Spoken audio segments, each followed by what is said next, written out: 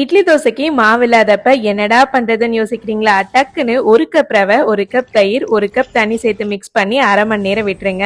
இப்போ கடுகு, சோம்பு, வெங்காயம், பச்சை மிளகாய், கருவேப்பிலை, பட்டாணி, உப்பெல்லாம் சேர்த்து வேக விட்டுறலாம். இதோட வேக வச்ச உருளைக்கிழங்கு, பெருங்காயத்தூள், மஞ்சத்தூள், கரம் மசாலா, மிளகாய் தூள் சேர்த்து நல்லா மிக்ஸ் பண்ணிடுங்க. இப்போ நம்ம ரெடி பண்ண மாவோட உப்பு, பேக்கிங் சோடா சேர்த்து மிக்ஸ் பண்ணிடலாம். ஒரு கிளாஸ்ல எண்ணெய் அப்ளை பண்ணிட்டு மாவு அண்ட் ஸ்டஃபிங் ஆட் பண்ணி 15 நிமிஷம் வேக வச்சு எடுத்துடலாம். இதோட இடிச்ச பூண்டு மிளகா கூட சுட சுட எண்ணெயும் சேர்த்து மிக்ஸ் பண்ணி சாப்பிட்டு பாருங்க, வேற லெவல்ல இருக்கும். அண்ட் நாம யூஸ் பண்ணிருக்க இந்த பூண்டு பொடிய செல்வி செட்டிநாடுல இருந்து வாங்கியிருந்தேன். இவங்க பண்ற எல்லா பொடியுமே உரல்ல இடிச்சு வீட்லயே தயாரிக்கிறதுனால அப்படியே நம்ம பாட்டி அம்மாலாம் பண்ண ஒரு கைமணம் இருக்கும்ல, அதே வாசனை வருதுங்க.